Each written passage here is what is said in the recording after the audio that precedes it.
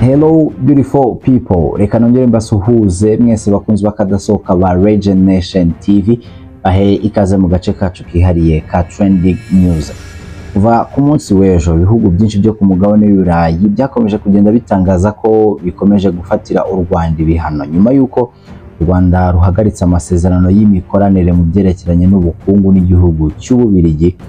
Masaha make ashize Ubudage bwiyongereye ku bihugu nka Canada n'Ubwongereza bimaze gufatira u Rwanda ibihano. Wakwibaza uti ibi byaba bifite ingaruka ki ku Rwanda? Ibi byose turagaruka tubyinjiramo.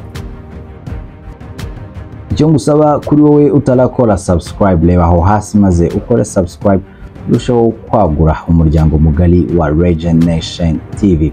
Mbere yuko tugaruka kuri byinshi byiriwe bivugwa ndetse twigarukwaho na benshi ku mbuga nkoranyambaga, reka tugaruke kuri iyi nkuru. Masaha make ashize nibwo Leta Zunze Ubumwe za Amerika zohereje mu Rwanda Mbonyumukiza Ahmed Napoleon wahamijwe uruhare muri jenoside yakorewe Abatutsi n'inkiko Gacaca kugira ngo aryozwe uruhare rwe.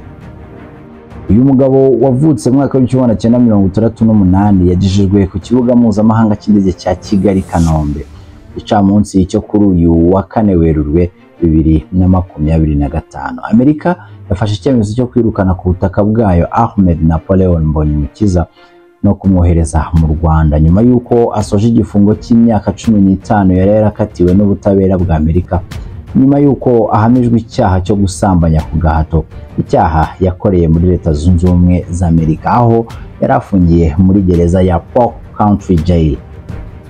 Umuvugizi w'ubushinjacyaha bukuru Faustin Nkusi yatangaje ko Mbonyumukiza Ahmed Napoleon yarasanzwe akurikiranyweho uruhare yagize muri jenoside yakorewe Abatutsi mu mwaka w'1994 ndetse yaranaciriwe urubanza n'urukiko Gacaca rwa Nyakabanda mu 2007 aho yaciriwe urubanza adahari. Aha yahamijwe kugira uruhare muri jenoside yakorewe Abatutsi. Mbonyumukiza Ahmed Napoleon inshuti magara ya Matayo Ngirumpatse yabaye umuyobozi wa MRND muri komine Nyarugenge mu mwaka w'1992, ariko na mbere yari yarahoze mu barwanashyaka bayo aho mu mwaka w'1991 yari yarabaye umuyobozi w'urubyiruko wa MRND. Nkusi yashimangiye ko inzego za Amerika zigaragaza ubufatanya mu kurwanya ibyaha muri rusange no kurwanya umuco wo kudahana.